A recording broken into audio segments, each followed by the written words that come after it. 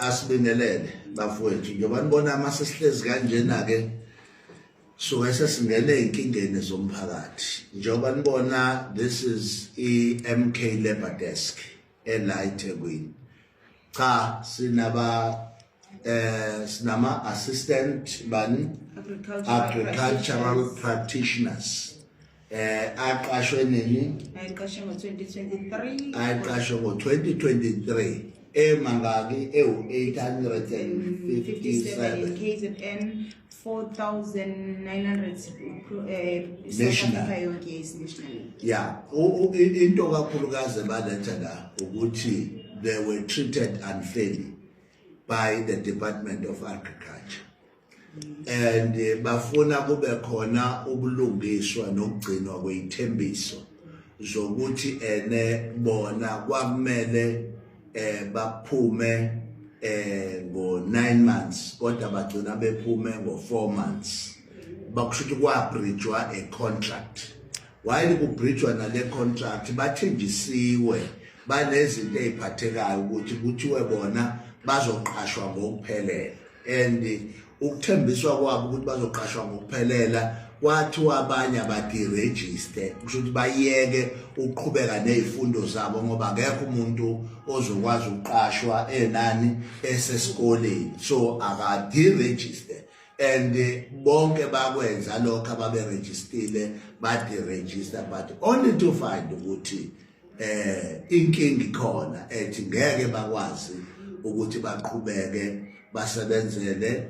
i-department so that wethu awubachazele la nje kakhulukazi sifisa ukuchazela iParliament elikhulu ngoba udaba lolo selisetshenzwe nama memorandum ehanjiswa nationally kuyokhulunywa into eyodwa ifakwa futhi eParliament kunezikhathi eziningi iwombe la bexoxa khona ngalama assistant agricultural practitioners so now ke namba bafikile la emkhontweni njengamanje siyazi nathi emkhontweni kukhona abantu abahlala kuleli committee la kwa agriculture senza ukuthi lolu daba baliphathe njengamanje balise ngaphakathi ukuthi kanti kwenzekani ngale program eyayikade ihlanganisa wonke ama professionals abantu ababekade beyifundile into yeagriculture dadwethu awukuchaza.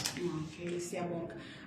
Basically i-program yethu yamenyezelwe eParliament kusaphethe ka-finance uDitombo Weni oyi-treasurer ngaleso sikhathi then kuthe ngo-2022 ya-advertisewa i-program yarana only for 3 months kwaphinde kwakholwa ngokuthi imali isiphelile then 2023 yaphinde futhi ya-advertisewa kwathiwa sizoqashwa for 3 months kuthe sesewusebenzele leyo 3 months kwathiwa-ke seyiyavuselelwa for another 3 months kuyona leyo nto leyo kwa-circulator ama-message ayisitshela ukuthi kufanele sideregister ngoba ngeke uzukwazi ukuthi usebenza ube uyi-full-time student baderegister nangempela abantu ababesebenza ngaleso sikhathi kwakunenye requirement yayithi uma ngabe kuwukuthi in this 3 months bese siwusebenzile awuzange uzukwazi ukuregister with the board uSACNAPS ngeke uzukwazi ukuthi ubuyiselwe futhi emsebenzini ngokunjalo ke we met lawo ama requirements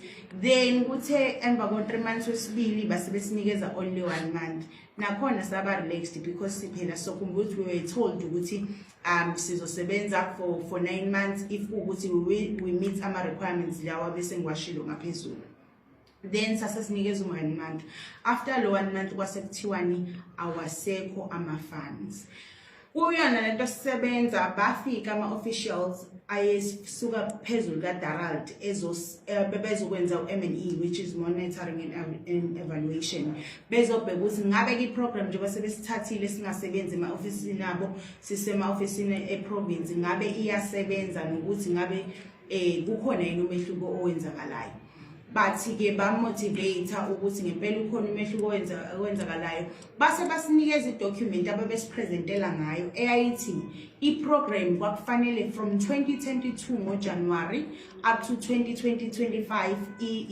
ibe irun of which-ke kule time frame engiyibalayo shuthi iprogram sothi irun for only 7 months. Okay, can you pause? Okay.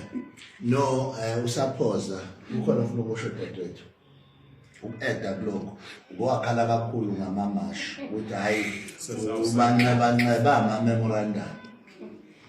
Sanibona, senza amamashi after simisiwe sibemanzi wethu sasusebenzile sihambiswa emva kwalokho senza amamashi siyocela ukuthi sibuyisele emsebenzini.